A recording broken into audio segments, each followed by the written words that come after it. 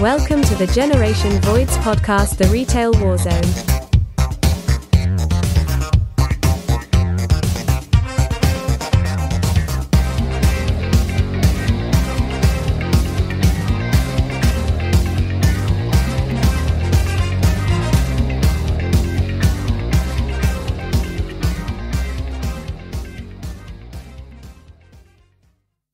Tonight, we have three guests again. Tonight is ladies' night. Tonight we have three female managers, extraordinary women in their own right. They all work extremely hard. And tonight, this is their show. We've got a list of 5 core questions that'll actually get thrown up on the screen. What's up, Logan? That they'll each answer. After those questions are done, obviously, if there's questions in the chat, we'll bring those up. And then Alex has a list of questions for the ladies as well. So without any further ado, Iron Maiden, tell us a little bit about yourself. Hi, everybody. So I have been in retail for a little over 10 years, and I've worked in a couple different states doing retail. At least half of those years I've been in management. I've done discount retail. I've done big box retail. I've even worked in the food industry, even though that's not really related. But yeah, that's mostly my background. A lot of operational stuff is kind of my expertise. Awesome. All right. And our third and final member of the panel is Jill of All Trades. Your turn. Hello, everyone. As the name would suggest, I've done multiple different types of retail. Pretty much if you name it, I've probably worked it. And I'm glad to be here. All right. Fantastic. So I love each and every one of your names, by the way.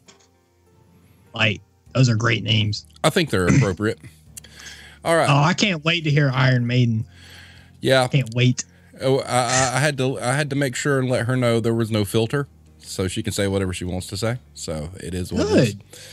Good. All right. This stream will be rated R. NC-17. I don't know how the ratings work. Oh, God. Okay, ladies. So let's get into the hard hitting stuff right off the bat. Question number 1. Do you feel that you have or had to work harder or be stricter overall to get ahead? And if so, why? Miss Iron Maiden, do I need to repeat the question or you got it? Repeat the question for me. All right. The question is, do you feel that you have to work harder or did have to work harder or be stricter overall to get ahead? And if so, why? Oh, yeah, without a shadow of a doubt. I have had people ask me things, associates, and then didn't like my answer and then go to a mail manager and get the same answer from them. For some reason, people don't like taking direction from women, in my experience. And I've been called difficult. I've been called hard to work with. I have been called too opinionated, even though in my own defense, it was basically just me having an opinion about something. So yes, without a shadow of a doubt. Yeah, that seems to be a common theme. I mean, one thing, I've experienced it. I've had some great female managers and key carriers along my career. And with every place I've ever worked, there has been at least one individual who, when this person in position of power gave them the correct answer, responded with, "Can I speak to a dude?" basically. And you're right. There, for some reason, there's this misconception that women don't know what they're doing. I mean, which just boggles my mind. And we'll get into that a little bit further, a little bit later. But you're 100% correct. Jill of All Trades, you're up. Well, I'm just automatically a hard worker. I guess I've specialized in burning the candle at both ends anyway, so I'm just go all the time if I'm at work. I'm not sure I would classify myself as stricter than my male counterparts, but I do expect that if it's something that I would do, I have no problem asking you to do it, and you sure as heck better do it, because hey, we're all there to do a job, and this is your job if I ask you to. I have been called bossy, but usually it's just been by people who didn't want to do any work. They just wanted to get a paycheck because they walked in the building and clocked in that day, and that doesn't really work for me. Okay.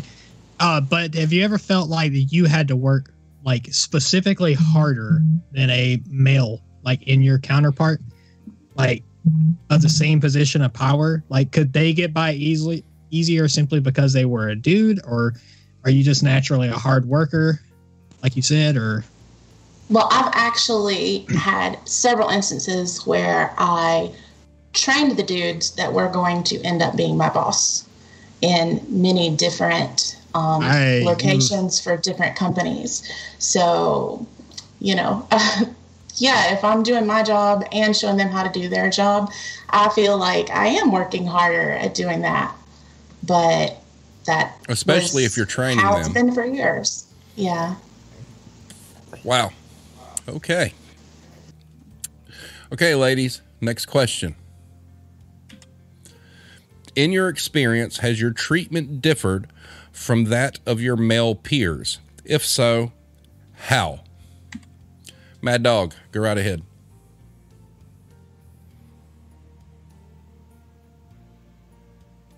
Okay, there's no Mad Dog. So, Iron Maiden, go ahead.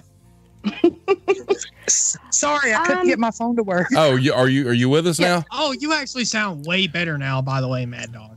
Yeah, my apologies. No, you're fine. You're fine. Absolutely, I get treated different. Like when I say the phone in my store doesn't work, they literally didn't take me seriously. Waited 8 days to then have a conference call to discuss if my phone actually was working or not. Wow. Because they didn't believe me. Again, being told if you need to learn how to read a report, I've been reading reports for a long time. If you need to learn how to read a report, what's that supposed to mean? Jesus. Yeah. Funny thing is he also doesn't like when I call him out on his bullshit and his hypocrisy. If you're contradicting yourself in every breath, I'm going to question it. I think you bring up a valid point there real quick, is that a man in a position of power in retail, when you call them out on their bullshit, it just takes a bad turn at that point. Very much so. Continue. Very much so. I mean, like, I have been getting emails because I missed a sales day one day. But then when they sent out the quarter to date report, I'm one of the only stores that's up quarter to date. So why are you busting my balls about one day when obviously I'm up compared to the other stores in two different districts? Well, I think a common theme is going to be here, knowing all three of you, you're strong women. And I really shouldn't use the term women. You're strong people, okay? And you work all incredibly hard, and that kind of pushback is really just kind of uncalled for. And what happens is that's where the typical macho guy is like, oh, well, this person is just difficult to work with and whatnot. And that's just not the case. They just can't handle the fact that you're handling your business. Because all I'm doing is advocating for my business. Correct. I'm advocating to get equipment working properly. I'm advocating for, okay, my sales plan, you've got me planned too high, considering we're technically still in a pandemic. We're still in this financial situation. Yes, people did just get their stimulus checks. It's not going to go that far. And also, so yes, now people have money, but guess what? I don't have anything that they want to buy.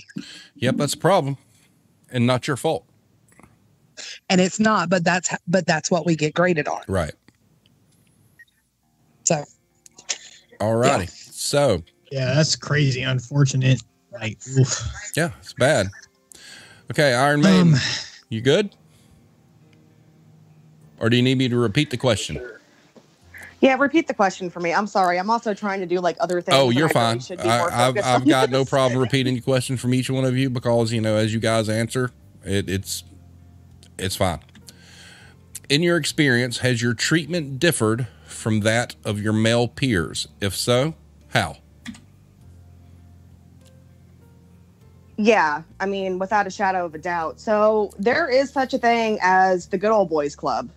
And I had a lot of experience dealing with that at my last job. And yeah, when, you know, there just seems to be kind of like a common issue when you're the female and you're trying to maybe like interject yourself in a conversation with other managers that are male that just kind of look at you like, can we help you? You know, what are you doing over here? Like, we're talking about like big boy stuff now. So yeah, I definitely felt that I was treated differently by far. And I also had, there was this one time where when I was actually doing my manager training, I was in a store that had a male manager, and I remember having to correct them on how they were doing a set for their store, because I just did the same set at my store before I had come there. And it this person just did not believe me. Like, he did not believe at all that maybe what he was doing was wrong. It came to the point where we had to like call our district manager and get confirmation that what I was saying was the correct way to do it. And then later on, said manager went to the manager above them who was in charge of my training and went back to my store manager and told them that I was difficult and that I didn't take direction well. It's bullshit is what that is. That's bullshit. Well, yeah. I mean, I don't take direction well by calling you out on something that you're not doing right. So I just should have let you do it wrong. There's a common theme here. It's definite. But, you know, and you know, one thing I want to throw out there is, you know, throughout my career, I mean, yes, you do run across people you just don't mesh with. But for the most part, the one thing I want to get out there right now is I'd say 90% of the female management interaction I've had has all been great. You do have those outliers, just like you do with guys, that they're just so over the top that they're unbearable for everybody. But, you know, I do find it disheartening, you know, hearing the stories and whatnot, because all you guys are overqualified for what you did. Every one of you. And all you guys worked extremely hard. And if anybody took the time to actually know you or actually have a civil conversation with you, they'd understand you probably know your shit pretty well. And, you know, that's just one of those things that, you know, in doing this kind of show and having you ladies on, I don't want anybody to get the impression that, you know, the conception of, you know, how people conceive or perceive, women in management positions. I don't want it to get kind of tainted, because I feel like you guys overall are pretty abused. So, you know, I thank all three of you for the shit you've endured. You shouldn't have had to. So, having said that, Jill of all trades, you're up. Do I need to repeat the question? No, I've got it. I would say, as far as being treated different, yes, and yes. Men tend to like automatically get respect like right out of the gate. Just, hey, I'm here today and I'm a manager and I'm a male, and everybody's like, okay. I've, you know, going back to saying that, you know, I'm going to do jobs that I ask you to do. That's mostly because that's the quickest way for me and most females to get respect from the employees. You know, okay, they see that you're working, and so, oh, okay, she's all right. She's not just being a bitch. I can't speak for the other ladies, but in my career, I tend to be viewed as a tool that they want to keep either in their district or sometimes just within their building. And so they'll promote me to the point that, oh, if we go any further than this, you might be gone. So now you've hit that glass ceiling. There's nowhere else for you to go. So that's where I would tend to be put in the position where, hey, you're training this manager, and then in 3 to 6 months, he's going to get the promotion that we're going to overlook you for, just because attaboy, he's part of the good old boys club, and we want to give him a nice good pat on the back. And then, you know, a lot of times that happens several times in a row until I get fed up and, you know, go somewhere else. And then unfortunately, it just happens all over again. And it's only been in positions where the people over me are also female, to where I have not experienced, you know, a glass ceiling. But then ultimately they end up getting run off and a male replaces them, and there it is again for me. So. Right. And, you know, I would agree with that statement. I know that all three of you, I can see each of you being perceived as somebody's secret weapon, that, you know, they'll keep you under their thumb and they may not praise you and pay you like they should, but they're going to keep you there to help further their agendas. And that in itself is totally unfair. Alex, you got anything? Well, I mean, actually, Steve, when I first met you, it was to train you, and you were going to become my manager. I don't know if you realize that or not, but that's correct. That's exactly what happened. Yep. And it's not your fault. That's just what the company wanted to do. Correct. Alex? Oh, I'm just still sitting here just flabbergasted. Like, I'm just sitting here just soaking in all the information. It's when you listen to it and you listen to it objectively, you understand that there is a definitive line in the sand between males and females in retail. And we'll get into a little bit later. I've got a theory on what that really comes down to. Besides the obvious, there's obstacles that stand in the way, and we'll get into those obstacles here in a bit. So, all right, ladies, thank you for your answer so far. We go to question number 3. Well, before we do that, Steve. Yep. Let's take a couple chats. I honestly think it's the tone. You know, when you're walking up a muddy slope at the first and then let it slide. This goes for guys and girls. Got to watch every step. That is so true in retail. You always got to keep your ass covered. Like, literally, no matter what you do. Like, you actually have to play chess with these people. Oh, yeah. Yes How and dare no. you know things. But I would Yes. say that, Yes. like, you have to, as a female, you have that muddy slope right off the bat. And like I was saying, with the guys, they come in and automatically they're going to get respect. Now, if they're lazy and just, you know, manage a desk all day long, yeah, then it's a muddy slope for them. But right out the gate, usually the males, you know, no muddy slope, just, you know, come in and do your job and you'll be all right. Not do your job plus 5 other people's jobs. Plus, don't be perceived as a bitch. Yeah, and the one thing, I mean, look, I'm going to say this. I'm not perfect, all right? There's been times I've been a great manager, and there's been times I have been a not great manager, okay? And a lot of times it just depends on the bullshit you're putting up with. But I have to say, you know, in 30 years of doing this, I would be lying to anyone watching right now if I did not say the points you guys are bringing up are 100% true, and it's 100% continued. Yes, it's not always that way, Russell, but you have to remember, you know, I'm looking at a body of experience of 25 years in various factions of retail. And I can honestly say, through every segment of retail I've been in, that 2 things are constant.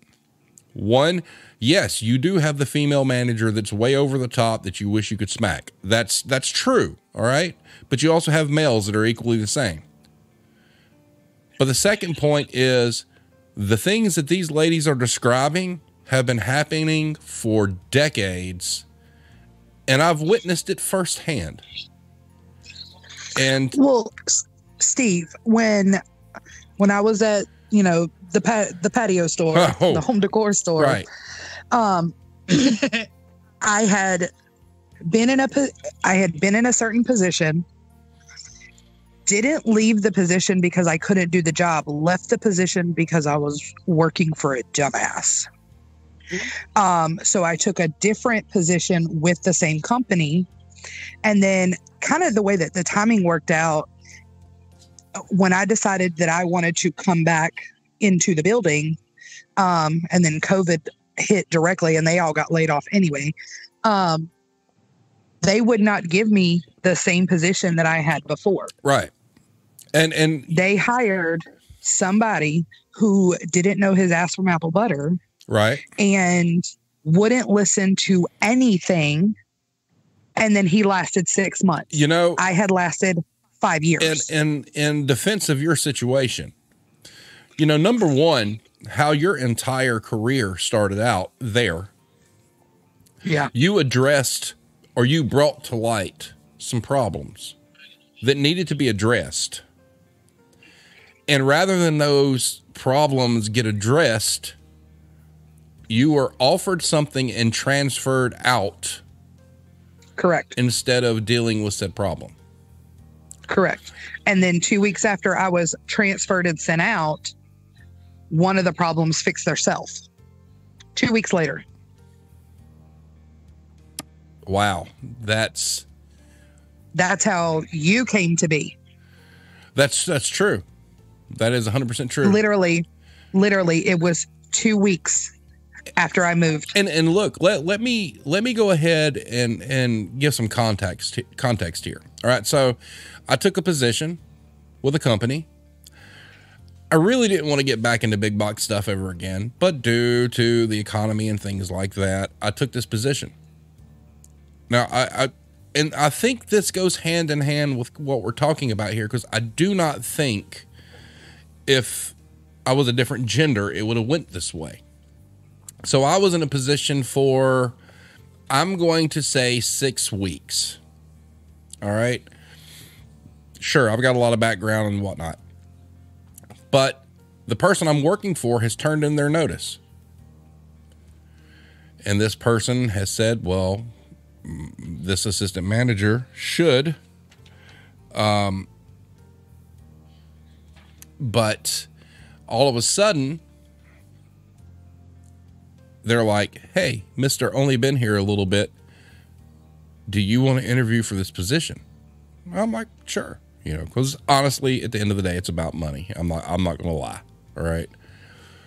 So I'd been in this position like 6 weeks. And Alex, I think, you know, I was messaging you and our Alabama friend when all this is going on. So anyway, so this person turns in their notice. They interview me.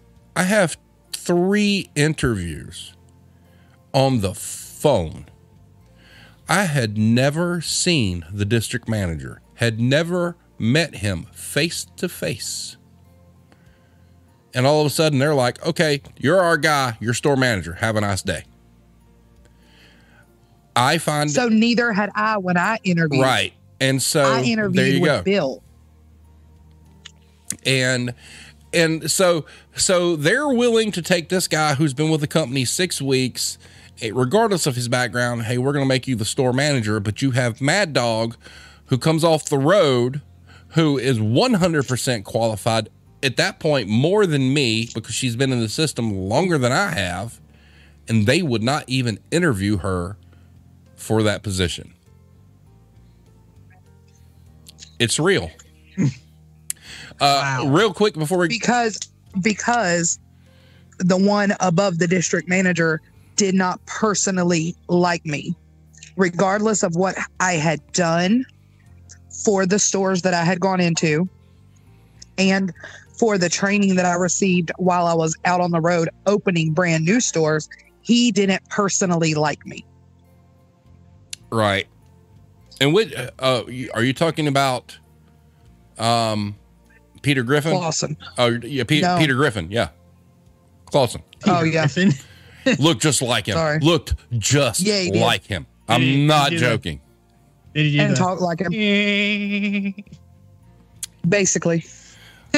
All right. Iron Maiden. I'm going to repeat the question for you. All right. All right. In your experience, has your treatment differed? Well, wait a minute.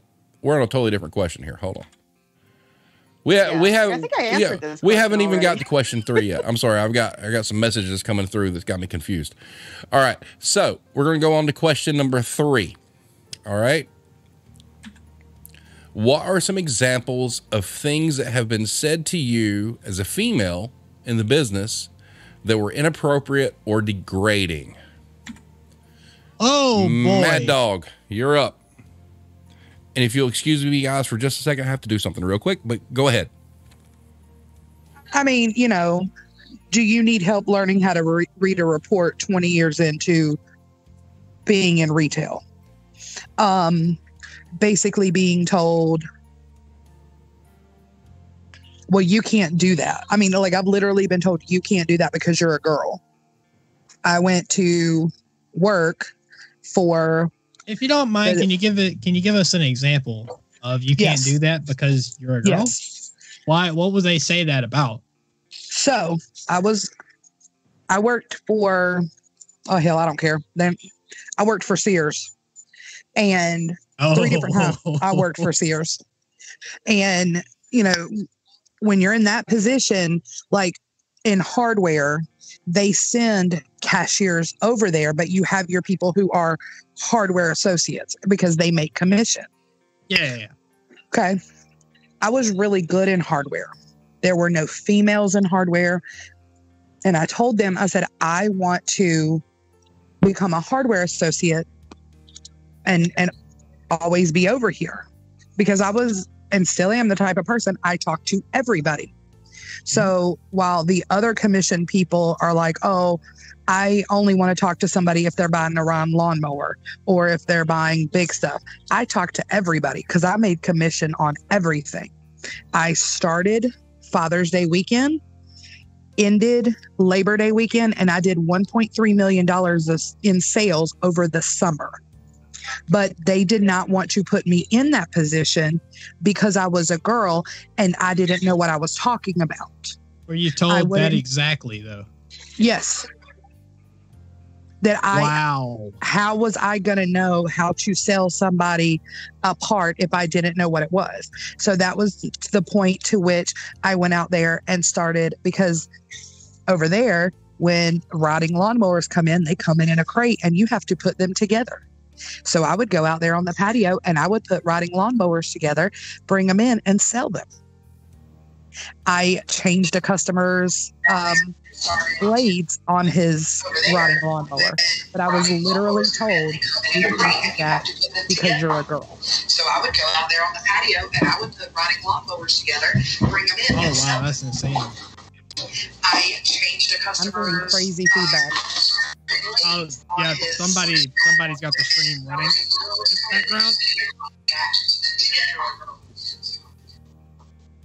All right. Hold up just a second. I need to check something. Mad Dog, we got you, right? Yeah. Iron Maiden, you there? Yes, I'm here. Jill of all trades. Still here. All right, cool. Continue. But yeah, I mean, that's literally being told that I can't do it because I'm a girl. And to me, I was like, oh, really? Watch me. Yeah. I don't understand what the deal is. If you can literally, it shouldn't matter who does it. As long as they get the job done, shouldn't be told, yo, you can't do that because you're a girl. Like, come on, get out of here. I hate that generalization. I live in the South and I worked with a whole bunch of like bubbas who got real upset that basically within 3 months, like I said, I did $1.3 million in sales. And part of that was some guy was in there one day and I just went up and, asked him if he was finding everything okay. And he was like, do you have a pencil or a pen and a piece of paper? So I went and got him one of our little notebooks that we gave out to people. And that ended up being almost a $60,000 sales for a macro technology program through one of the high schools in that town. Wow, that's impressive. But nobody else wanted to go talk to him because he was just in the little small tool area. Got you. One thing I want to throw up real quick, just to kind of give you an idea about oppression and stuff like that. The Irish Connection put in the chat. Fun fact: Irish women that got married up until 1973 had to give up their job in the civil service, not retail, by law, in order to work in the home. That fed into the culture here for a long time. So see, the states aren't alone. That's incredible. All right. Iron Man, do you need the question repeated or? No, I got it. So I have so many fucking stories about this, and I'm going to really try to condense it. That way I don't take up everybody's time. Let's go. Get it. Get it. I one time had a male coworker of mine hold up a bra, because we had the store that I worked in, we had like an intimate apparel section, hold up a bra and say, this looks like it's your size. For one, what the fuck? I mean, I'm not going to hold up a pair of boxers and say, oh, hey there, Mike, this looks like it's going to fit you. Like, how you get him back next time is you hold up an extra small condom and be like, hey, it looks like your size. Oh shit, Alex. Oh, look, it's your size. Shots fired. Oh, that's right. Ooh. Ooh. Somebody needs to clip that. Because that actually just pissed me off. I hate men that do that, like with a passion. Yeah, like, and if you're going to be flirty with a girl, God knows that I'm 28 years old and I know, don't walk up and be like, this looks like this would be your size. Like that. Oh, Jesus. Yeah, I've got a horror story on that. Well, and to be honest too, it wasn't just the coworkers. A lot of it was customers. I've had some customers say some crazy shit to me over the years. I had a guy one time ask me for my number, and then my response was, hey, I'm married, sorry. And he literally berated me in the middle of like a home goods aisle and told me that I was lying to him and that I better give him my phone number. I mean, just crazy shit like that I've like experienced while in retail, that it's just unbelievable. And the thing is too, I kind of felt like because I worked there, he felt like it was okay to do that. What about the show some skin story? Oh gosh. Yeah. So I had, the front line of the store that I worked in, we had a male customer that had came in. He was livid. I mean, total Kyle over something so stupid. Like, I want to return this and I washed it and wore it. There's no tags, there's no receipt, but I want the full price back, type bullshit like that. So I had to go up there and help him. And it didn't really get resolved in a great way, but not to my grade anyway. Basically, I gave him what he wants so he would leave. And afterwards, I had told my boss about it, and he told me, well, maybe you should have showed him a little bit of skin. That probably would have made him happy. Uncalled for bullshit. That's just bullshit, man. Damn. At one point, I really wanted to work. Did that manager get punched directly in the dick? Oh, shit. I hope so. I mean, not that I know of, but hopefully karma will come back around to him at some point. I honestly wish you would have just kicked him right in the dick. Yeah. Nice. Wow. This is great. Do that. No. This story right here has lit a fire under me. This has got me pissed. Y'all done got Alex pissed off. Like, let's go. I get passionate about this kind of shit because I had one time, this is like completely off topic. I had a step uncle. Get closer to your mic. I had a step uncle hit on one of my friends. Like one of my friends. Oh, the step uncles. Yeah. And oh my God, I literally destroyed that man. Like, even though he's about 6 times bigger than me, he paid for it dearly. And I hate people that Wow. All right. Well, I have to say, I wish that you were working in my store. Oh, I promise you, if I would have heard that shit, I'd have walked up and been like, He'd have punched him in the dick. Alex has already said he'd have punched him in the dick. Right in the dick. Because that is so uncalled for. Yeah, And I'm sorry you had to go through that. All right, Jill of all trades. Do I need to repeat the question for you? No, I'm very familiar with the question, unfortunately. Oh my. So, I'll just give 2 stories. One with coworker and one with the customer. How about that? And then one with a direct boss. So that's 3. First with a customer who really takes the cake. I was in investments, and we had a particular gentleman that had a lot of strip clubs that he ran and pleasure cruises that he ran, and thought that basically every female was created to service his needs. Is this where we're going with that? Because I'm. And I let him know that was not going to be happening at any point in time, but he would feel the need to make a point anytime he would bring any of his various girlfriends in to set them up with their own personal access to funds, we'll say. Was this Mr. W? Yes, it was. Okay. That as long as, I kept being a prude about it, I wasn't going to get any of those extra funds that my job wasn't providing to me, and that he would be glad to, if only I would just say yes. And it got to a point where I literally told my boss, I am not comfortable helping this customer. And he was like, he requests you when he comes in, and he brings a lot of money in. Just grin through it and bear it. And I was like, are you fucking kidding me right now? No, you do not understand. You have not heard the things that this man has said. One of these days, he's going to try to touch me. I'm going to come over to the counter, and the police are going to be involved.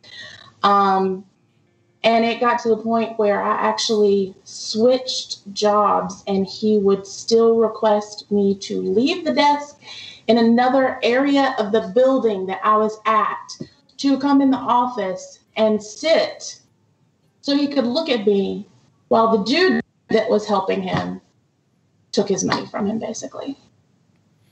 And the company that I worked for thought that was perfectly acceptable because of the amount of money that he was bringing in. That would be the financial institution of the United States. That's coded. If I were to work there, I promise you that guy and your boss that says that's okay would both get kicked in the dick. Dracula. Well, it wasn't until I actually got a female boss that she said, this is not going to fly. None of my females are going to come in the office with you. We have these 3 males that can help you. And if that's not okay, it's not okay then. So at least she had my back. Yeah, at least you had somebody have your back. But I mean, wow. Your manager should always have your back. Wow. No. Oh, he's got a lot of money. It's always about money. Follow the money. Yeah. And I will say it was a lot of money, but no. Just no. As an added bonus, he was probably old enough to be my grandfather. Oh, and most of the girls that he came in with were in their 20s. So it was extra. You should have told him that your soul nor your ass were for sale. Well, what was funny is actually with my first pregnancy, he asked me why I would want to destroy such a hot body with that mess. Oh my God. Yes. That is when I said I will not be helping him anymore whatsoever. Thank you. Wow. The other, I had a store manager that thought it would be perfectly okay to keep coming up to me and giving me back rubs across my bra straps. Oh my God. Even after I said, no, don't touch me, I actually had to go to my district manager and have a conversation with her about it in order to get him to stop. That district manager would be Mrs. H, right? Yes, it was. Okay. Yes. That's See, you're better than me because I got real bad reflexes, and when somebody touches me like that, they're getting an elbow somewhere. an elbow to the dick. Well, at the time, I was newly in my 20s and kind of shocked that such a thing would even really be happening, because at that point, I had only had people say words and innuendos. I had never had someone in a position above me actually try to physically touch me or anything like that. And so really I was in shock when it all happened. And immediately was like, I want to transfer stores, like, so quick. And she actually, I think, ended up transferring him instead. Was that manager, was that Mr. O? He was the manager that said that it was so great that his young teenage daughter would have friends over because he liked sneaking downstairs and seeing all these teenage girls. Oh, Mr. R. So, I'm aware of Mr. R. Let me just ask. How the fuck does that guy just get transferred with no punishment whatsoever when that motherfucker was committing sexual harassment? Well, because he has a penis. That's why. That's well, he's that's exactly why. Well, he's deceased now, so he can't harm anyone. So I'm just gonna keep quiet on that. Yep. Gonna keep quiet on that. All right. But what you got? Oh my God. You had a third story, Jill? Yeah, just unfortunately it happened not too long ago. It was just a few days ago where I have a gentleman that is working with me and he yells across the sales floor, "What do you need? I'll give you anything that you want," talking about merchandise. And I was taking a moment to pause and think about which merchandise I actually needed him to give to me. And across the sales floor, once again, he screams out, "I'll give you that too if you want it." Yeah, I think I would have just kept walking. Yeah, I'm going to remove myself from that one.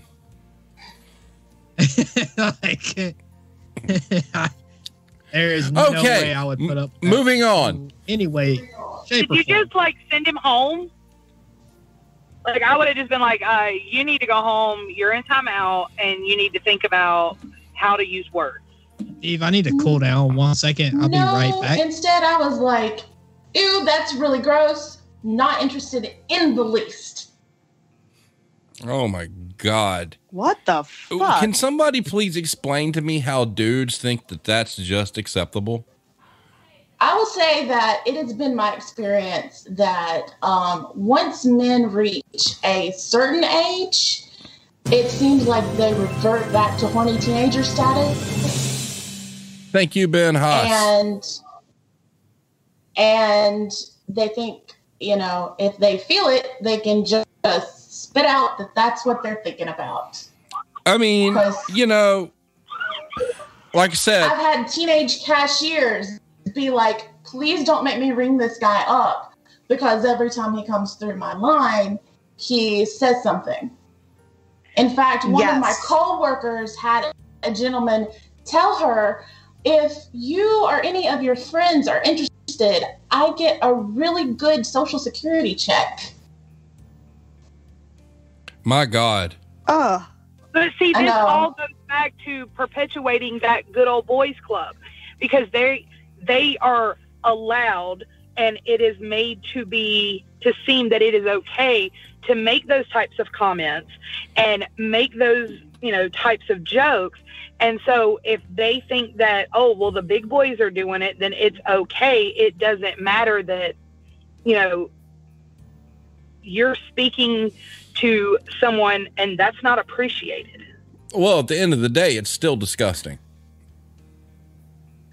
Oh, absolutely. And I hate to say this, but, and I'm sure you all understand, as a woman, you're almost expected to just take that. Like when people make inappropriate comments about you and your body, it's almost like the expectation that you just smile and you just giggle it off and say, oh, okay. Because if you don't, then everybody thinks, oh, what a bitch. You're right. She's a bitch. You're right. When I worked for said financial institution, I also trained the people that would be working there. And the first rule that I told any of the girls was, go to Walmart, get yourself, you know, a cubic zirconia and place that shit on your finger. I don't care if some cute guy comes in and you want to talk to him, you can tell him it's fake for your job, but you need to have that on your finger so when they start stalking you, you can just say, no, I'm married. Yeah, that's true. If only that always worked, though. If only that always worked. Yeah, No, but you know, you didn't want them to run off screaming their first day in on it because 50 old guys wanted them to service them, you know? So... No, I understand that. I get it. You know, and Iron Maiden, you make a brilliant point.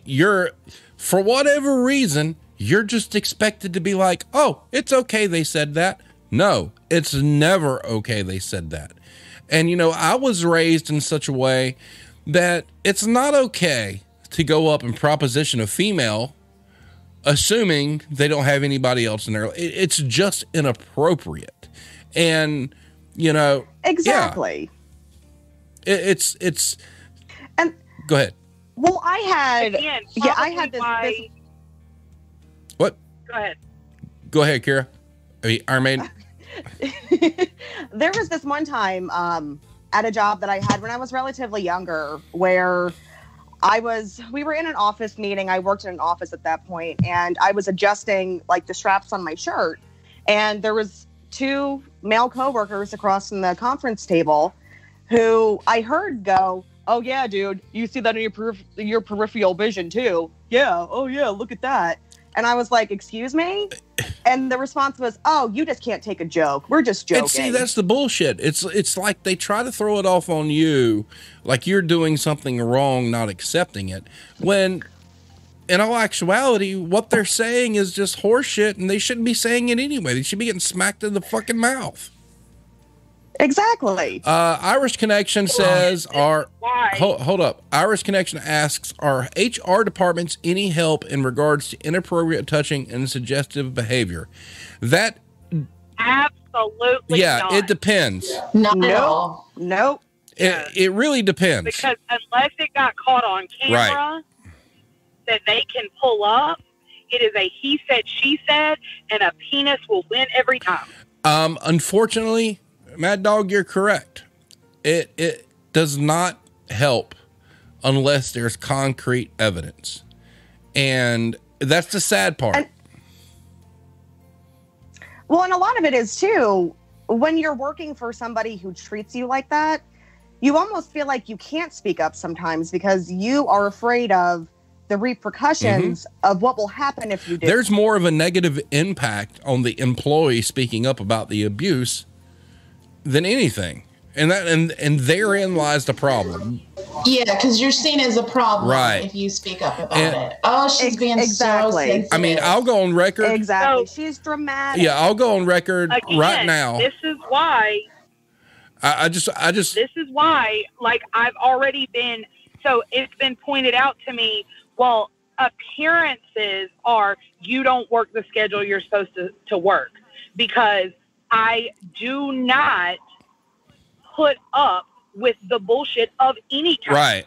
So I am literally being targeted now because they, instead of looking at the schedule that is printed or that is in the computer that shows that I close every effing Saturday night, they literally called me and said, you haven't closed at all in the last 4 weeks. And I said, as a matter of fact, I've closed 3 to 4 nights a week for the last 4 weeks, but it doesn't reflect on my schedule, because if I add it onto the schedule, that screws up my payroll, and then y'all scream at me about that. So now you're literally targeting Right. me because I advocate for myself and I advocate for my store. Right. Well, I'm going to do something right now. So I'm going to throw a gauntlet down right now in response to the Irish Connections question. HR people, if there's any HR person watching this, I'm going to say this and I'm going to mean it. In my experience in 30 years, the human resources department in retail is bullshit and fictitious and fake. Because ultimately, the HR job is to protect the corporation and the logo on the front of the building. Now, if this gets out there to some HR person and you would love to come on, as a matter of fact, give me 3. I want 3 HR people out there to come on and tell your side of the story. But in my experience, HR is only a shield for the logo on the front of the building and nothing else. Because I haven't seen anybody do. In full disclosure, Steve and I will just listen to you, and unless you say something really out of line. No, I'm just saying, HR people. Well, I mean, that's why you have to have like the EEOC, and you have to, you have the unemployment, and because that's who fights for you, right? Because HR is only no, Russell. If you are a manager, you are not HR. There is an HR department in every major retailer on the face of the planet, whose job is to investigate and solve any kind of human resource issues, whether it be harassment, discrimination, etc. But it's always looked at as how is it going to affect the company. Correct. It's never looked at as, Iron Maiden or Jill of all trades goes to HR and says, so-and-so is harassing. Oh, okay. It's never like, I am so sorry you went through that. What can we do? It's, okay, how do we sweep this under the rug and protect the brand? And that's why so-and-so got shipped off to another store instead of being fired. All right, so Russell does bring up a point. As a manager, you have to submit the HR complaint if it's brought to you. All right, so... yeah, but how many times have you been a manager and been told that if you have an HR complaint like that come to you, that you're supposed to just tell them to call? Don't address it, don't anything. Tell them to call so they can get all the story. Me personally, what happens from there? Time out. Me personally, never. Me personally, in my experience, if there's been an HR complaint, I am to contact HR. So where the problem lies is that manager, if they do not have good intentions, can taint the HR report, or they can ignore and not report it at all, and it turns into something really ugly from there. But I once again reiterate what I was saying. I'm not saying HR employees are bad people. I'm saying that HR employees' hands are tied with what they can actually do. And if there's any HR employees out there that would love to come on a debate, let's go. Let's hear it. So, and our hands as managers are tied worse than HR. Correct. Because I literally can't do anything about it except for call them. And if I have an issue in my building, I have to call and I say, so-and-so brought this to my attention and it involves so-and-so and so-and-so. And then here's phone numbers, here you go. And then I'm out of it. Well, case in point. Yeah, that's what I was saying. Like, you're not supposed to get involved as a manager. You just let HR know and they're supposed to handle it. But case in point, look over there, Irish Connection. 20 years in retail, and not once have I seen HR do anything other than protect the company from being sued. And on the side, provide lip service. There's your answer. And that's over in Ireland too. But that's so truth. That's truth everywhere. It's just the same. It's just the same around the world, apparently. Like, that actually just blows my mind. Right. That literally retail is just retail. It will be the same on Mars. Right. I think it's just corporate standard. It because is. Nobody wants to be sued, so they just everything kind of gets swept under the rug and dealt with anonymously. Correct. And you know what? On the flip side, look, I know this is, a predominantly female thing tonight, but it also works the other way. I mean, human resources isn't going to take a side. The only side that human resources are going to take is the logo, and that's it. Doesn't matter if it's a male complaint or a female complaint. And that should piss everybody off too, because look, in my experience, the treatment of females far outweighs the treatment of males as far as inappropriate. But retail doesn't see a sex. All retail sees is a logo. And that's where the problem is. But before we get wound up on that, we have more questions. So let's get into those. Thank you guys for your input because it's been great. This has been a fantastic episode so far, and I love hearing your stories. So our next question. I think this is the one time I've ever actually gotten legitimately heated on the show. All right. So next question. What do you feel are the greatest challenges of being a female manager? Mad Dog, go. Having a vagina, because when you have that, you are legitimately not taken seriously. I can agree. That's just kind of the bottom line. And the whole point of it is that you're not taken seriously on most things. Even the fact of, hey, I'm having an IT issue, my registers aren't working, and you're told, well, I don't see an issue on my end. Right. Good for you. Eat a cookie, but I can't do anything over here. Got you. All right. Iron Maiden, the same question. Repeat the question for me. Sorry. What do you feel are the greatest challenges of being a female manager? Whew. Okay. Well, I kind of had the double whammy of this one. So not only was I a female manager, but when I started my management career, I was relatively young, in my early 20s. And on top of being a woman and then being a younger woman, nobody believes anything you say. They don't trust anything you say because you're just a young girl. What do you know? So that was really difficult. I feel like I had more discrimination against me because of my age at that point. And not even so much that I was a female, but I couldn't know things because I was so young. Right.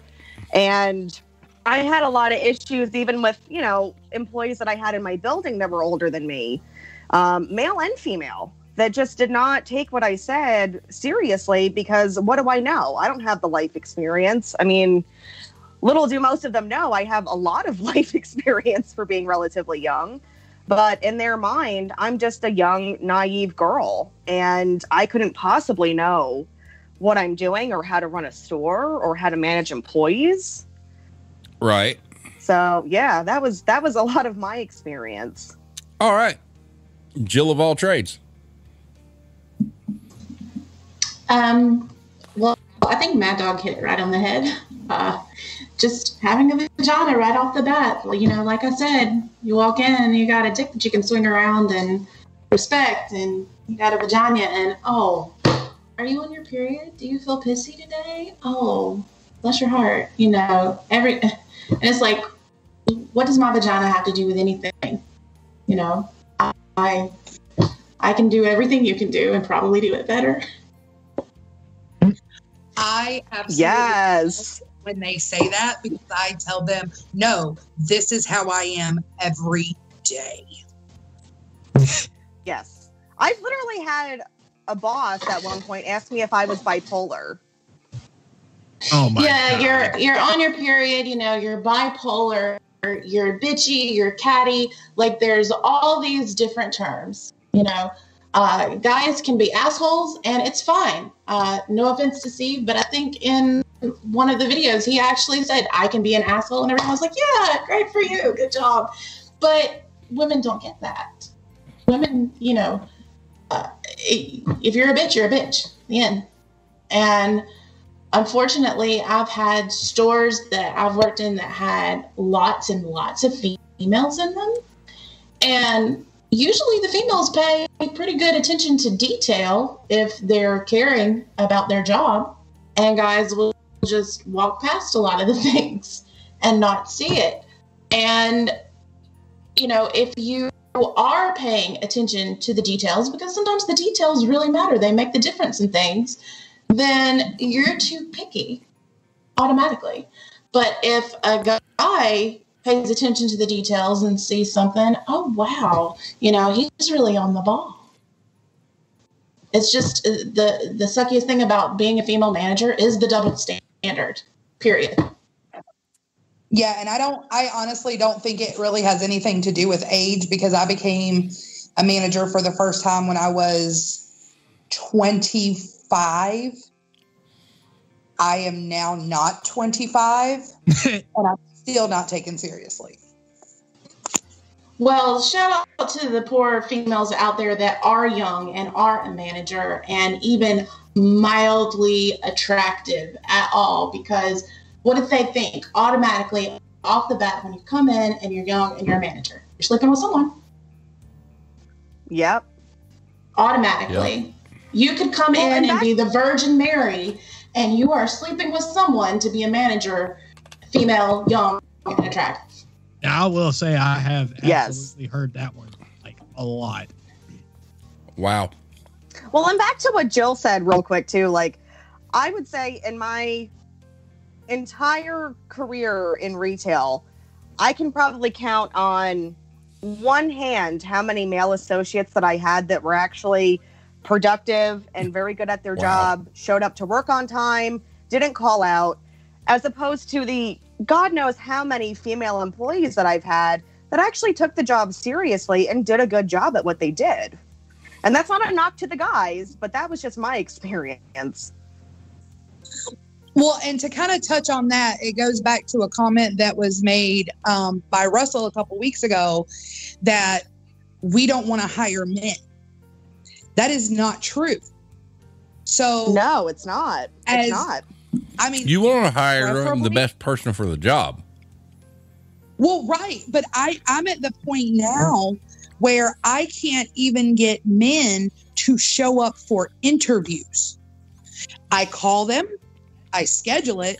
They don't show up. You know, I'm curious. I've had that problem I'm curious too. I mean, it's not anything I've ever researched, but I wonder how much of that has to be that when you contact the interviewee and you ask them to come in, they realize the person they're interviewing with is a female manager. I would bet that has a lot to do with it. I can't prove that, but it kind of goes hand in hand with everything we're talking about. Well, I was actually told by my current boss that I needed to have, because we have talent acquisition and our talent acquisition is a man, and that I needed to have him start setting up my interviews. Ew. I have had to set up interviews and have the call go like this. Hi, this is Jill calling from XYZ company about your application for employment. And we were just wondering if you could give us, not me, us a call back here to set up an interview. And I had to do it like that because when I was saying, I'm calling to have you call back to do your interview, then I wasn't getting callbacks. But if I say it in my nice little, oh, look, it sounds like a secretary's calling me voice, then all of a sudden people are calling, wanting this job. But see, my problem with that is once they get there and realize that you've wasted my time and I'm not going to deal with you. Right. Because if that is their attitude, I don't want them anyway. Well, that's true, because in your particular situation, like it's just in the particular situation that I'm in, there's a collection of us. So you could be going to a male manager, a female manager. You don't really know, but that manager is who's making the calls to get you to come in to interview with them. Yeah. And see, I have an all female management staff in my building. Actually, congratulations. Actually, right now, yes, girl. I have an all female staff, period. I have no men that work at my building because, again, they do not show up for interviews. They don't. Well, I mean, that goes kind of hand in hand with job market and the fact that people don't want to work. But I do believe that, like I said, if they get a phone call from a female store manager, a dude's going to be like, fuck that, I'm not working for that bitch. I mean, I can hear it. I mean, I can hear it in my head. And that's shitty because it could be a great job. Yeah, no, I will say it don't matter to me who's my manager. That's all I just want somebody that just treats me with respect and just runs the business properly.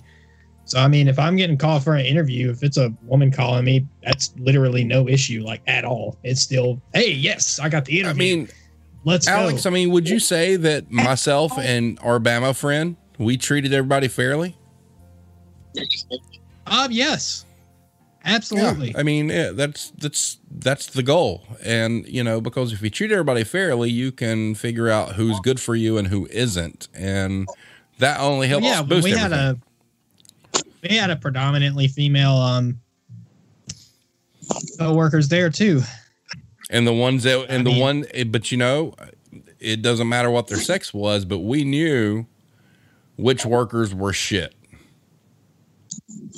It's most of us just guys. All right. So, and see, all we want, I don't care if you're a boy or a girl. All I want is you to come in and do the job. Yeah, and that's the way it should be. That's it.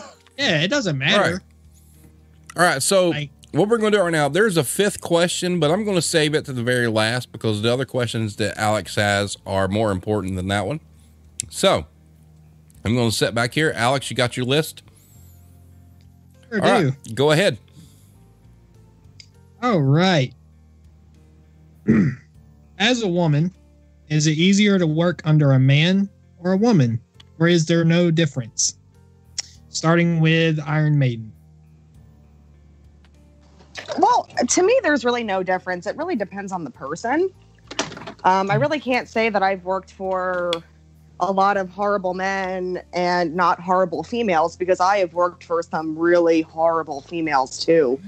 So really, it just depends on the manager that I'm working for. I really can't say that their gender really has a lot to do with how good of a leader they are. Okay. What about you, Jill? I would say that we've talked about the fact that there's a good old boys club, but there is also a mean girls club. And if you have a manager that's part of a clique and you aren't like them or you're not with them, then they're going to make your life hell. So I've had both sides of the coin. I've had, the good old boys that, you're just a skirt and that's all they want. I've had managers that were male that actually, treated me with respect and equal. I've had females that treated me with respect and equal. And then I've had females that just decided right off the bat they didn't like me. And no matter what I did, no, you're out. And so it's a coin toss, really. Okay. There are good people and bad people all across the world. Also, just going to throw this out here. If anyone in chat has any questions, go ahead and hit us up. And anyone who may be watching this YouTube video, this is past me speaking, drop some questions down in the comments for these ladies so we can get them back on the show again sometime. But anywho, Mad Dog, was it easier for you to work under a man or a woman manager? Or was there no difference? Well, there is a distinct difference. But I can't say that either one was good or bad. Again, You get the men who don't take you seriously, who don't think you know what you're talking about.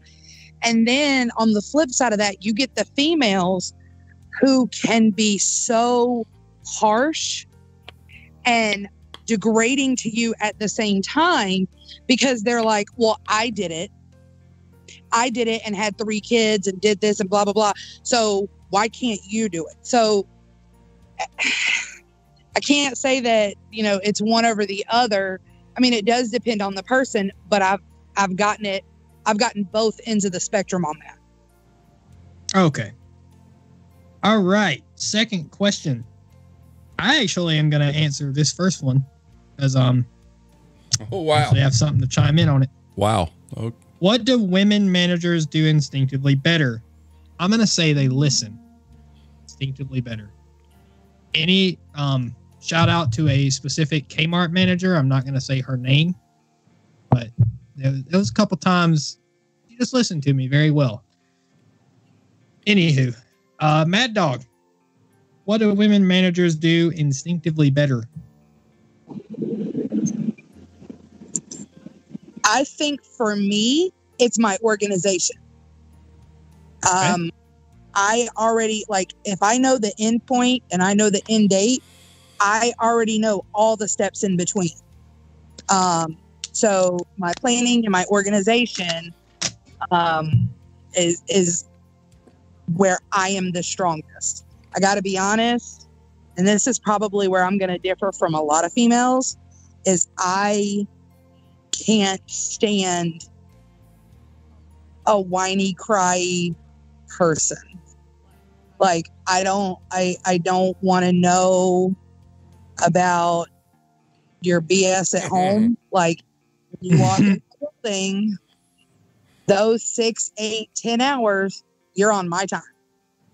I just come in and do the job. Like, I don't want to hear about the baby's mama's, dog's, brother's, cousin that got it. I don't care. Can we do the job, please? Side question, was it always like that for you, or did you just get so sick and tired of hearing that shit that you're just like, no, fuck it, so you're on my time? Yeah, I've never been that touchy-feely, lovey-dovey, rainbows and lollipops female. There's nothing wrong with that. I was raised by an HR person. So I yes. You were? So I don't... expand. Yes. I want to know this.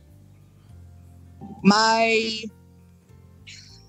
giver of life has been in HR for major corporations for the last 25 years.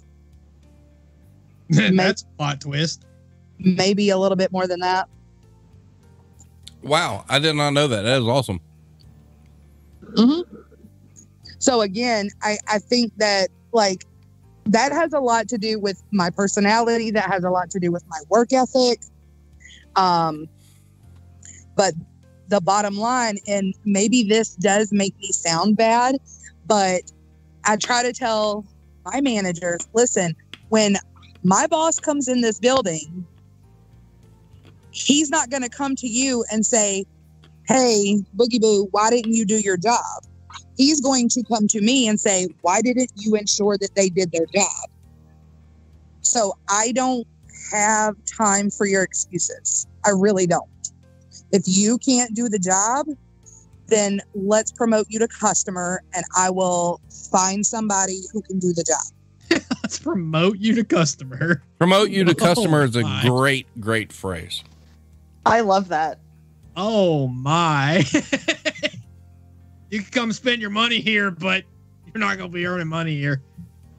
But you know what's funny about that is I've actually had some people that I've had to fire in the very recent time frame who are still coming into my store and shopping and giving me their money. Wow. Oh my God. Wow. If I ever got fired somewhere, I just don't think I could shop there. All right. Oh, yeah, I have not one piece of decor from the bullshit store. Iron Maiden. What do women managers do instinctively better? I would say definitely planning. I was always very good at planning out. Agreed. Basically anything. I mean, whether it's the day or what my associates had to do that day or, you know, my department supervisors. Also working under pressure. Most of our lives, I feel like, are under pressure at this point anyway. So I feel like and as a woman, your skills to kind of adapt to any type of situation, for me, were always pretty sharp.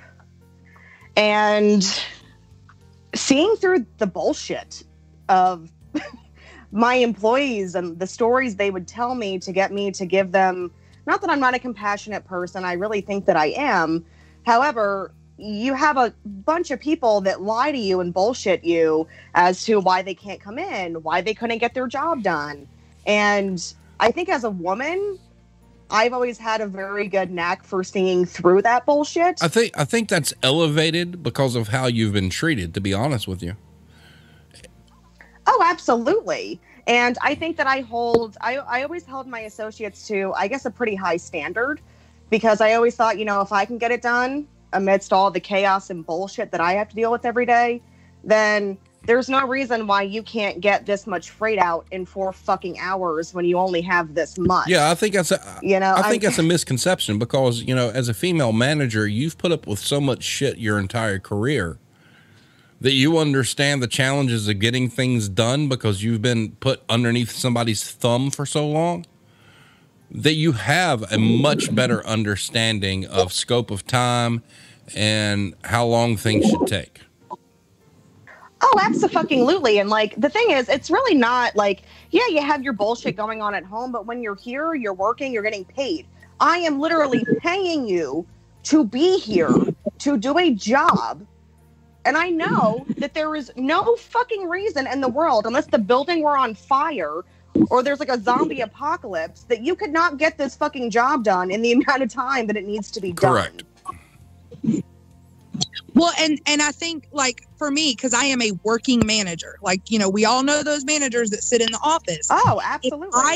If I can go back and I can bust 3 pallets of freight in an hour, stop what I'm doing, come out, check on everybody, go do a schedule real quick, go make a phone call, come back. You mean to tell me that I can do 6, 8, 9 pallets a day and 4 of y'all couldn't get through the last 3 freaking pallets? Exactly. What did you do? Did you sit on your thumb and spin?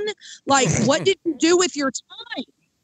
Exactly. And I think for people, for women that are working managers too, you're literally playing chess on several different fucking boards while you're at work that day.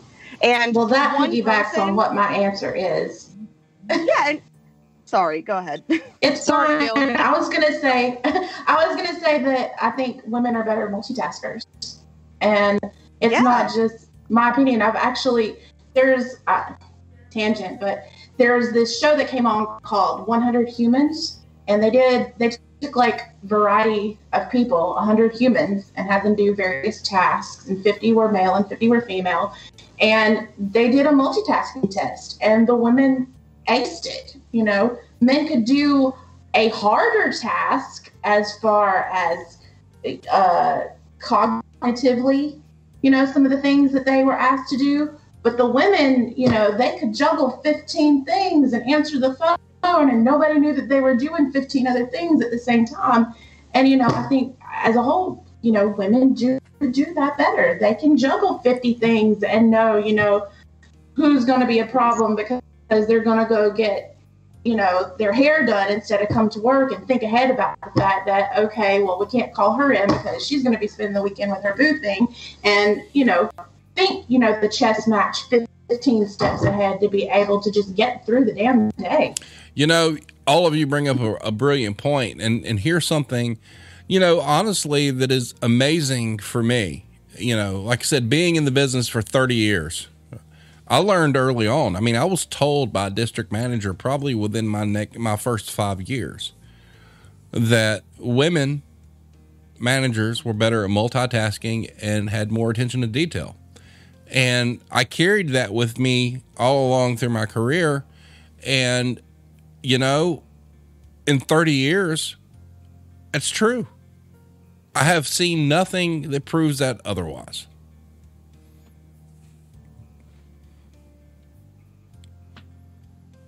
And again, then when Because I have called a male counterpart where I currently work, and I'm like, and he's, I'm asking him a question about something because while I'm doing freight, some email comes through and I look at my email and then I'm thinking about that and I'm trying to get in touch with somebody and I'm calling him.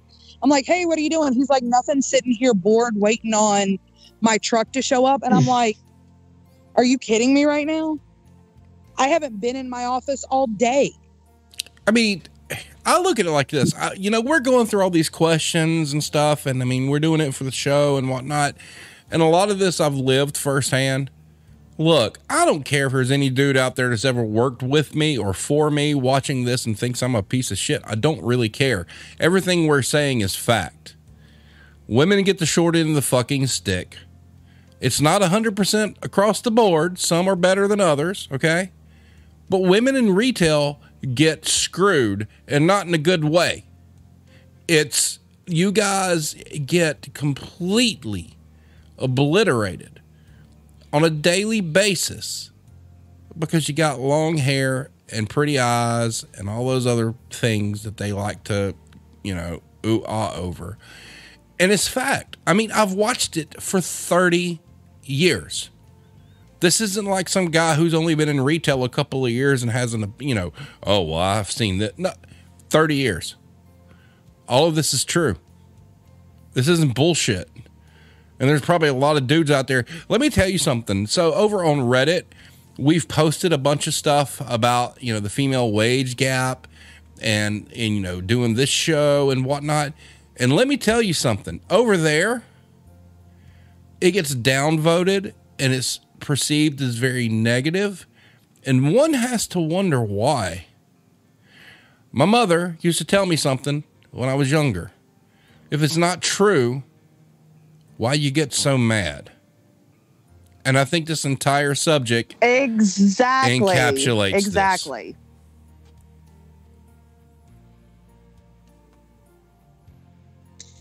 Yeah, that is wild. Wow. All right, moving on to the next question. Do you think employers hesitate to hire women because they may go on to leave to have kids? Jill, kick us off. Yes. As a short answer, yes. I'm not sure, but I think I may be the only guest on this evening that actually has had children. And, from the moment that you're trying to conceive to the moment that they go to college, it's seen as a handicap that you have brought life into the world. And because retail wants you to be married to it, like the Irish Connection pointed out the other week, they don't want you to have someone else that's important like your child would be in your life, because that might take away from the time that they want to steal from you. And to be sure, it is time that they are stealing from you, because if anything happens, they're not there and they don't have your back, and they're really quick to just say, who else can we hire?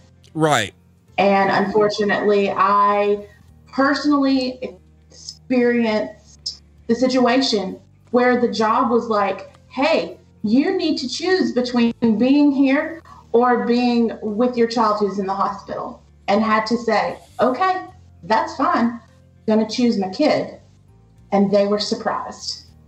And so if they want to, see that as a handicap, I can't help I want to step in here just a second. All right. As far as that story goes, you're 100% correct. You have retailers that expect you to give your life blood to them no matter what. And yes, out of the gate, initially, retailers will look at females and be like, well, eventually, if this person doesn't have kids, they're going to have kids, or they have kids now, so they're going to have to do other things, which I think is bullshit, because having a kid is a harder task than anything any fucking retailer could ever give you. Having a child is harder than running a Walmart. And the Waltons can kiss my ass if they think otherwise.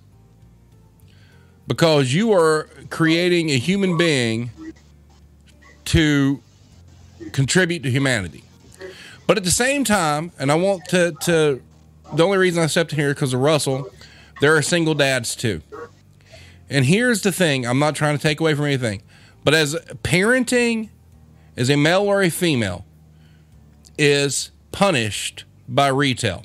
If you have a father who has children and it separates or divorces his wife and he gets custody of his children, he automatically gets to feel what females get to feel. Because... And I bet he gets asked, well, what does your wife do? Or what does their mother do? If exactly. He needs to be off because one's sick. Exactly. Like that. And though... Immediately it's, why isn't a woman doing it? And that's the thing. So the woman's not doing these things and he has to do them. And all of a sudden he gets to feel what you ladies get to feel. And... But good on you, Russell, for doing it. Good on you, Russell, for doing that. But if any male out there in the world has an understanding of this question, it's the single male parent who has custody of their children and no help. So those guys should be the biggest supporters for you females that just get looked at like, oh, you're a female. You may have a child. We can't depend on you, which is horseshit in itself, because having a child has absolutely nothing to do with your talent level and your ability to do the job. All it has to do with, in corporate's eyes, is the time that they own you. Continue.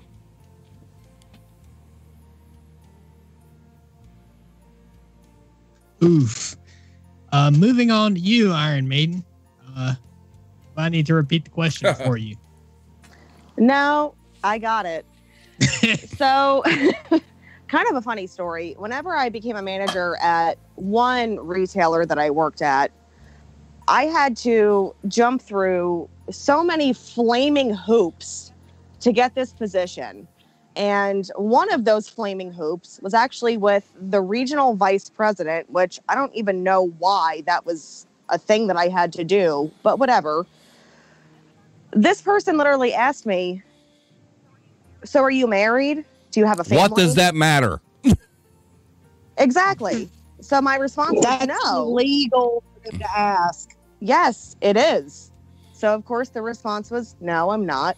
Well, do you plan on, having a family? And of course, yeah, I do. Well, how would you plan on managing your current role then? And also having a family, which to me, I mean, this was like years ago. And I know that the laws haven't changed that fucking much in that amount of time.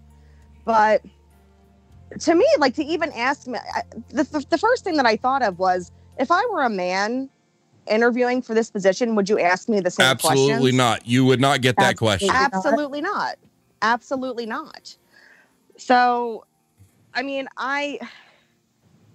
there's a lot of prejudice against, either hiring or promoting or doing anything with a woman who either has a family, is pregnant, or plans to have a family. That is horseshit.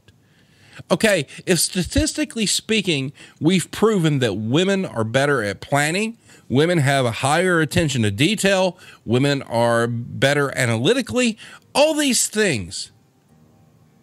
You want to use their God-given talent of bringing life into this world to cheat you out of having those talents. And that is the biggest bunch of horseshit I have ever fucking seen. Well, I don't know about you guys, but it's been my experience that if you hire a working mom or dad that are trying to put, food on the table for their kids, they are going to work their asses off because they want to get that paycheck. They want to get those extra hours from you.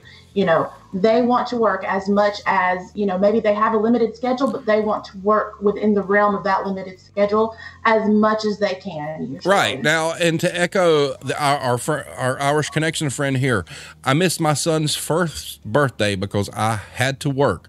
Looking back on that was bullshit. I had retail brain rot at the time.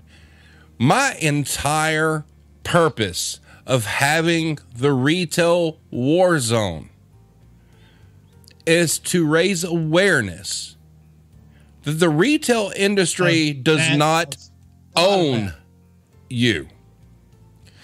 The retail industry, whether it be grocery, hard lines, soft lines, fabric, whatever, Home Depots, Lowe's, Walmarts, whatever, they want to own you and your time 24 hours a day. That's slavery. It's wrong. And, you know, to me, if you've got people asking you questions about raising children and having a family, it'd be really easy to say, well, that company's not worth working for. But all the companies are the fucking same. Well, I always make a joke that when I signed up to be a retail manager, I literally signed on that dotted line and I signed my life away for X amount of years in order to do that job. And for the money. And therein lies the problem of retail is you sign your name to the dotted line for money, and it's not what you're worth. But once again, it goes back to something I've said throughout all of these videos. They will never pay you correctly or pay you what you're worth or pay you worth your talent. They'll only pay you enough to keep you locked in. And when they do that, you're signing a contract that they own you 24 hours a day. And that's male or female management. Right. And as Tiffany Lister has just posted in the chat, and if you drop dead, they'll replace you the very next day. Oof. Well, and that's the sad part too, is, I mean, I think if we all kind of know this, we're all replaceable. Yep. I mean, we are not like these we are all amazing at what we do. However, this is corporate America. I mean, they have somebody already ready to go to take over your spot in case you do drop. Yeah. And that's the thing with me is, let's just look, if we're going to do this, let's get rid of the charade. Let's stop this bullshit. Oh, employees of said company, you mean so much to us. Be honest and say, no, the fuck you don't. We can replace you with a self-checkout or somebody else wanting to get hired cheaper the next day. Quit this touchy-feely bullshit. You know, if you're going to be the Sith, be the Sith. If you're going to... Look, all retailers are worried about is bad press. That's all they care about. You know, they'll squash a customer issue, a sexual harassment issue, a mistreatment issue, however they have to not tarnish their name. But the biggest scam in all of business is retail businesses acting like their employees matter, because they do not.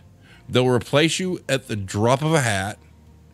They don't care what your life is. They don't care what your situation is. They're just wanting to make sure that till pops open when you hit subtotal and some money goes in. They don't give a shit about you at all. And they never will. And, you know, it's even worse for females, because if retailers are like that out of the gate, oh shit. Imagine if you're that woman who has a kid you have to take care of. It's just bullshit, man. All right, Mad Dog. I think that I have a little different perspective on this because I don't have kids. I have raised enough children working in retail. That's good.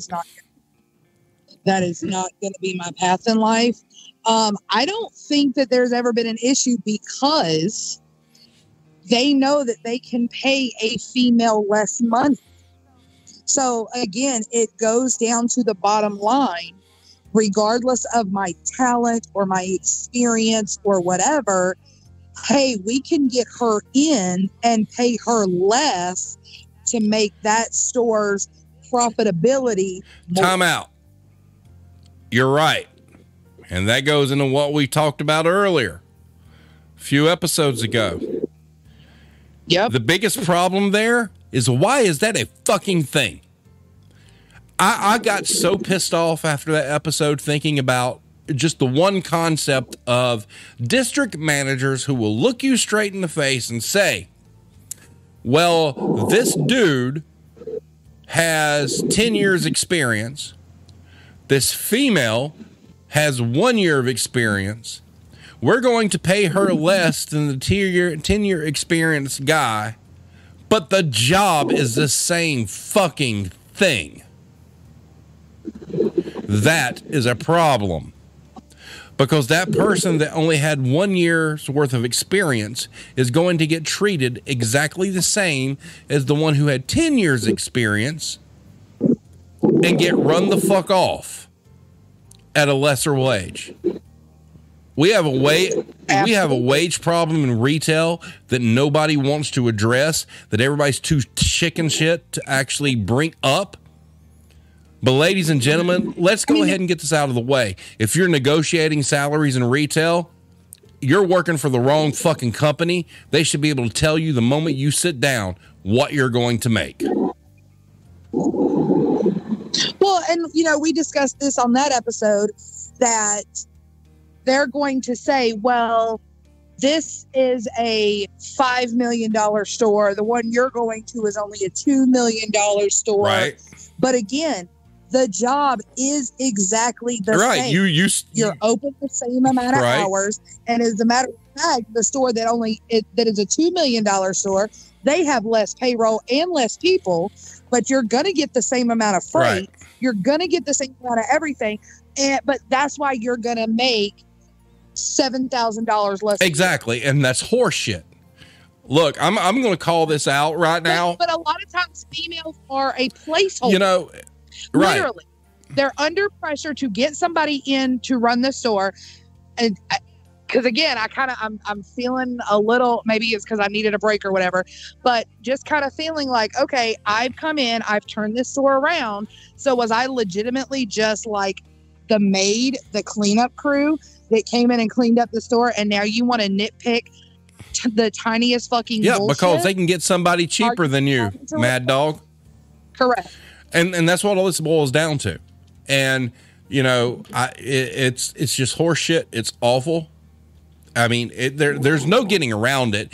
And I will gladly get on here or national television with any CEO of any fucking company who has the balls to argue this with me.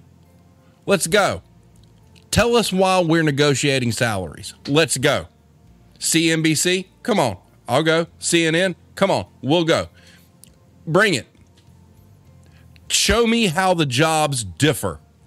Show me how the responsibilities differ, that you feel that you have the right to pay somebody more for doing the same thing as somebody else. Bring it, fuckers. Let's go. Let's go. Because guess what? I'll win that one. Next question, Alex, before I explode. All day long. All right. Do you have any examples / stories where you were not listened to by superiors because you were a woman? Starting with Mad Dogs. My entire career at the decor store. Oh boy. Yep.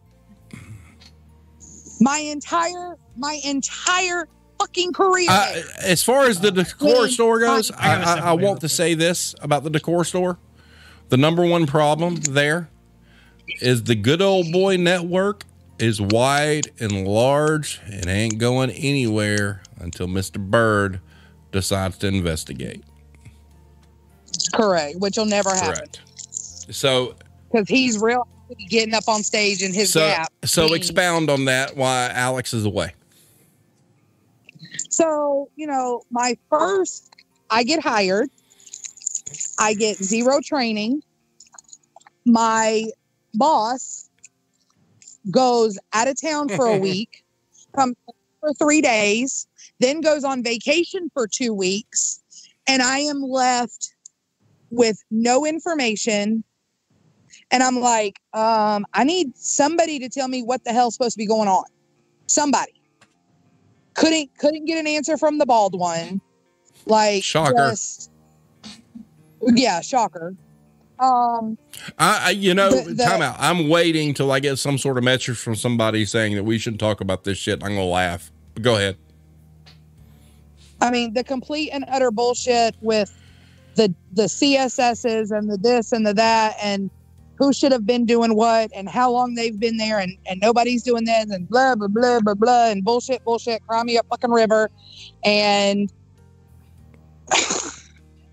just literally everything.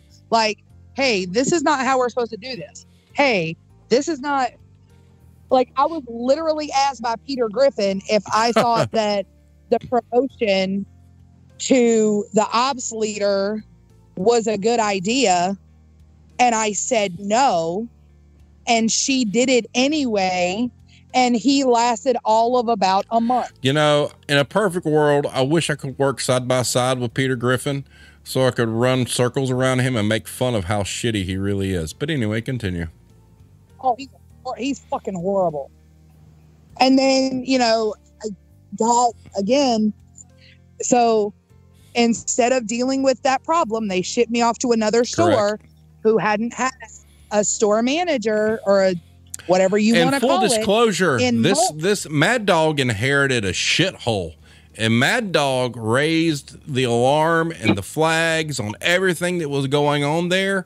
And it was bad. I mean, like, really bad. And I can vouch for this. And got zero support.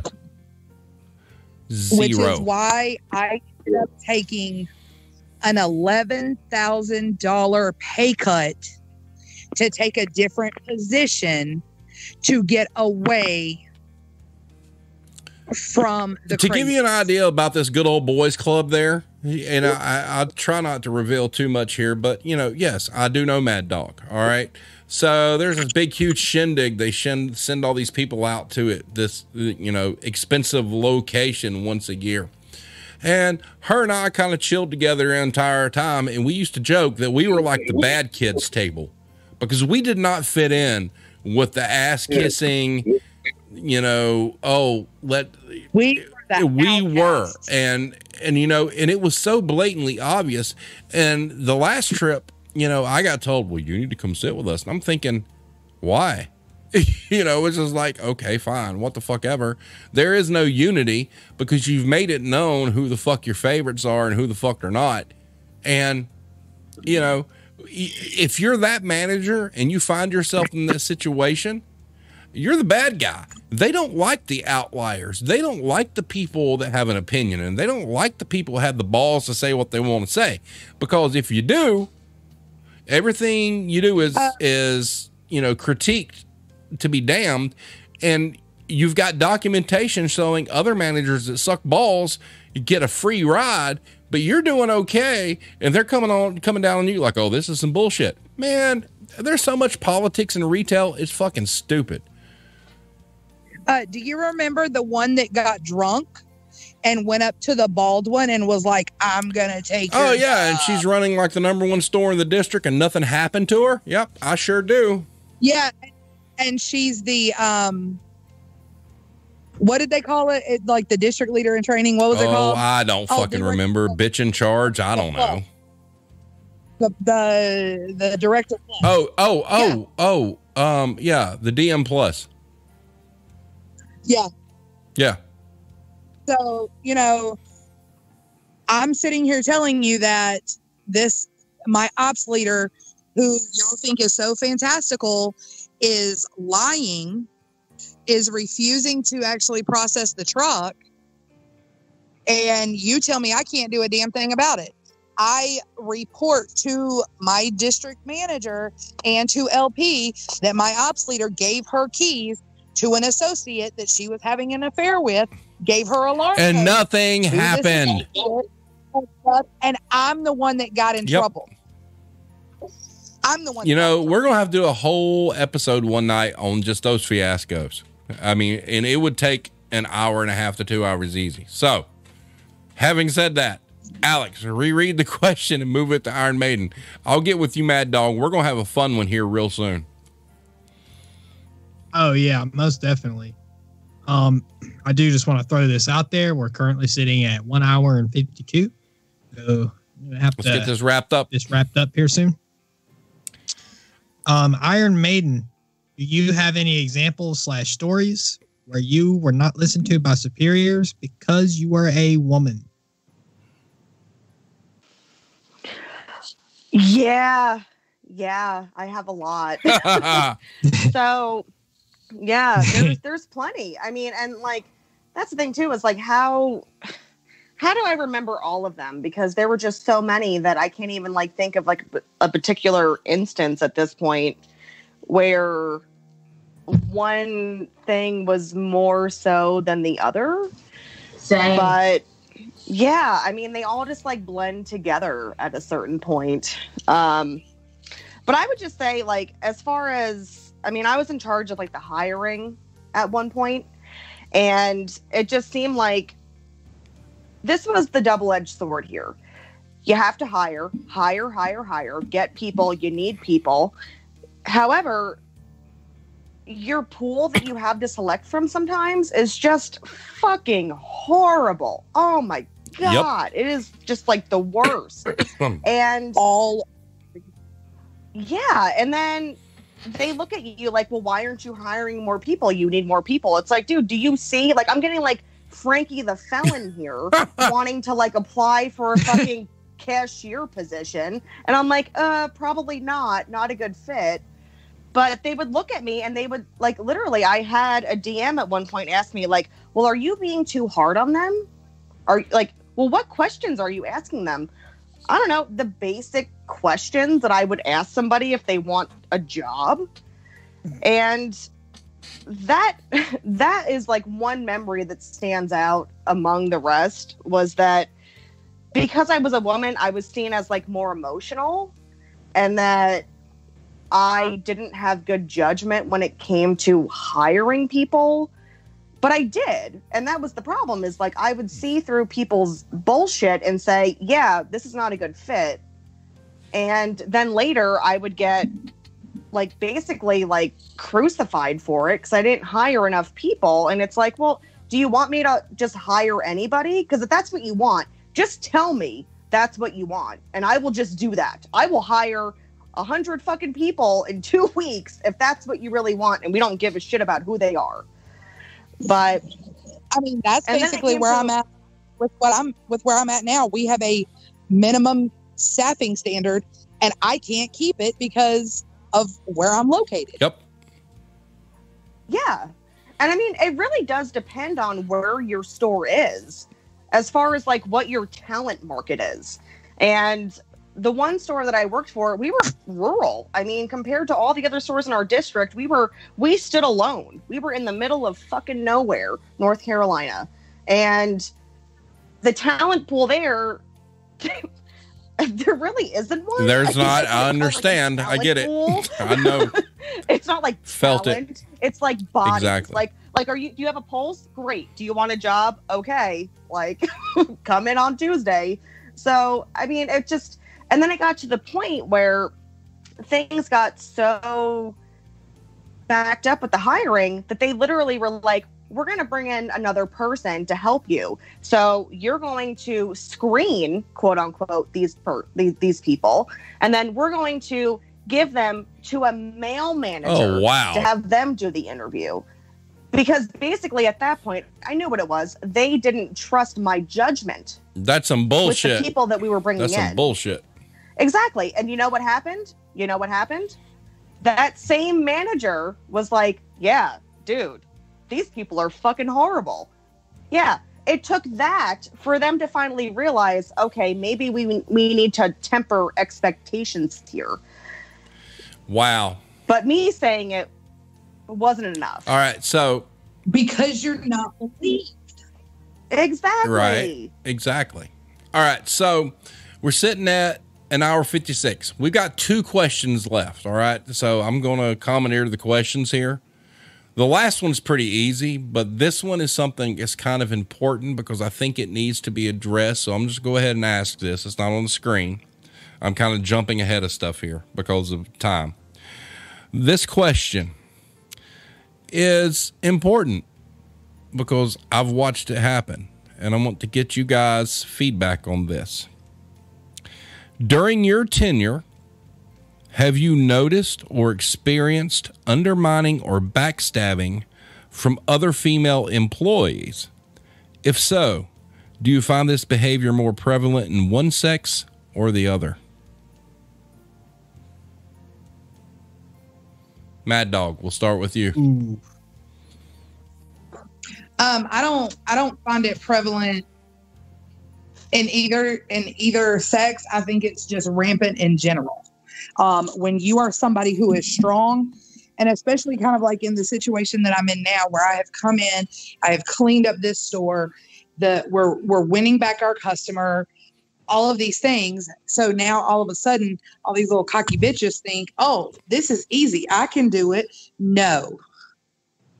All right. So they want to backbite. Gotcha. Iron Maiden. Yeah, definitely. I would say that I've been backstabbed by both. In my experience, women, we're pretty nasty and brutal when it comes to other women. That's the answer I was looking for. Not only in retail, I've worked in offices, I've worked in many different places before. And I could say when you have an all-female staff in close quarters, you need to watch your fucking back, dude, because those women, women are very jealous. And I mean, not me personally, but there are definitely those women out there. They're very jealous. They're very catty. They will do anything to sabotage you, undermine you, backstab you, make you look bad. I mean, you name it. So, yeah. Wow. All right. Jill of all trades, your turn. Women will be oh so quick to throw you under the bus, like in a heartbeat. It can be someone that you think is your bestie, and if she thinks she's going to get ahead, honey, you're going to have tire tracks all over you, and that's just how it's going to be. So it makes it very difficult to make friends with people that you see every day, sometimes more than your family. And as a result, over the years, I am very closed off. Sometimes people think that I'm snooty, but it's just because I'm not going to give you any information on my personal life and what happens outside this box for you to go back and say, oh, well, you don't need to hire her because this and this and this and this and this. And I think that this and this and this. And I see it happen all the time. Zero ammunition. Yeah, girls getting their feelings so hurt because they told, such and such exactly everything that was going on and such that, oh, let management and tell you all about her. Hold on. And it had nothing to do with work usually, and everything to do with this and this and this that's going on in her personal life, so you can't trust her, and I think that she's stealing because of this, and I think that she's stealing because of that, and I think that her boyfriend this, and so she's going to get another job any moment, and anything in the world, sweetheart, they will use to throw at you. Whereas guys are just like, okay, I'm gonna get ahead, and you just do you. They'll be sexist towards you, but it's not really to. It's it's not as vicious, I guess, as what girls do to other girls. Correct. That's important. All right, ladies, our very last question of the evening, and it's an important one. What advice do you have for any females wanting to pursue retail management? Mad Dog. Bitch up. Make sure that you come in with your backbone and your authority and have all of your ducks in a row and call people out on their bullshit. Excellent. Well spoken. Iron Maiden. Take no shit. I wish that I would have known back then what I know now about working in retail. Take no shit. Excellent. Jill of all trades. Have the toughest armor that you can possibly have, because retail will eat you up, spit you out, and try to do it again over and over again. And if you got thin skin and can't handle that, and you are the type that's going to cry at the drop of the hat, this is not for you. Amen. I would agree with that. So, ladies, I want to thank each of you for being here this evening. I know you all personally. I think you were splendid at the jobs that you do. I wouldn't have had you here if you weren't. I would hope that you guys would spread the gospel of what we're doing and help us out as well. So before we get out of here, Mad Dog, do you have any final words? No, I'm good. Spoken like a true champ. Iron Maiden, you? No, not really. Other than, ladies, it was such a pleasure to be here tonight. I'm so happy that I was here. This was a great experience. It made me feel so much better and so validated in my experience in retail. I'm glad you're here. This was honestly great. Yeah, this was great. So thank you. Jill? I'll just piggyback off of Iron Maiden. I had a great time. It was fun. And ladies, thank you for coming on. Mad Dog, you gave me the courage to say yes when Steve asked. Yeah. Alex, what you got, bro? The obligatory self-plug. Yep, we had to get that in there. Stream. Yeah. The TikTok has been going absolutely nuclear as of this past. This poor child down here, he wants to be YouTube, TikTok famous so bad he can't stand it. I'm glad I'm old and that stuff doesn't bother me anymore. Oh yeah, no, I'm trying because I want to get out of retail / where I work now. But yeah, the credentials are in the chat. Yep, I'll look yours up. I do want to say once again, thank you, ladies, for being on.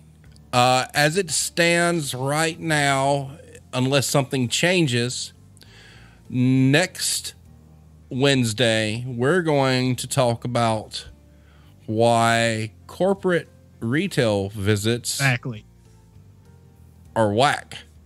Why getting ready for regional visits and whatnot is a terrible fucking thing. So we're going to get into that. And I got a lot to say about that. And also, we want... Yes, we definitely want to start looking into having maybe like a guest like every stream. Yeah.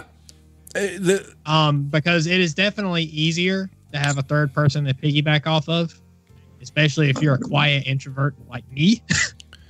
Well, the big thing is, as he's saying, is I need everybody that's watching's help. Okay. This doesn't always have to be Alex and I would much rather have guest panels and people explaining their stories and things that they're doing. Because I think it provides interesting content and I think it provides a good perspective from all across the board.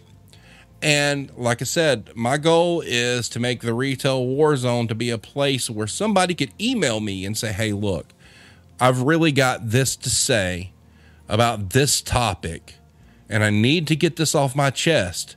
Can I come on? And the answer is going to be yes.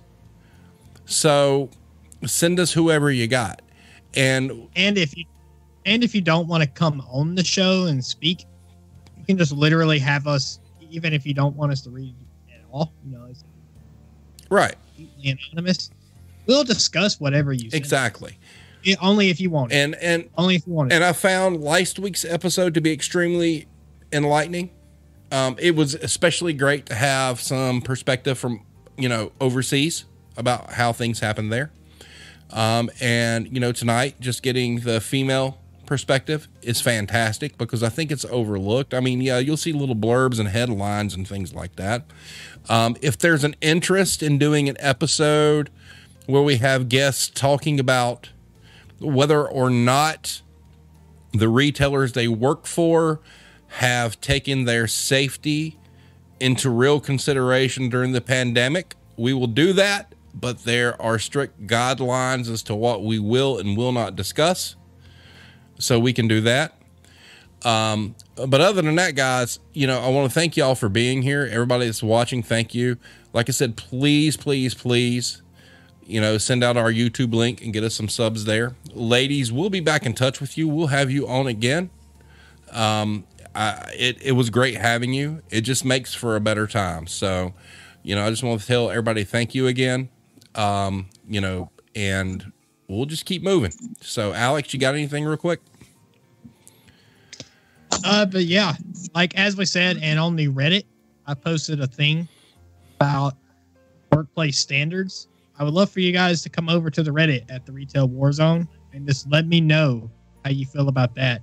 Maybe we can discuss that. But also, I've been posting things in there just to get things off my chest about my workplace that, I just cannot stand, and I can't talk about it with anybody except for Addicts has a great poll about the type of managers, and that's r/the_retail_warzone at Reddit.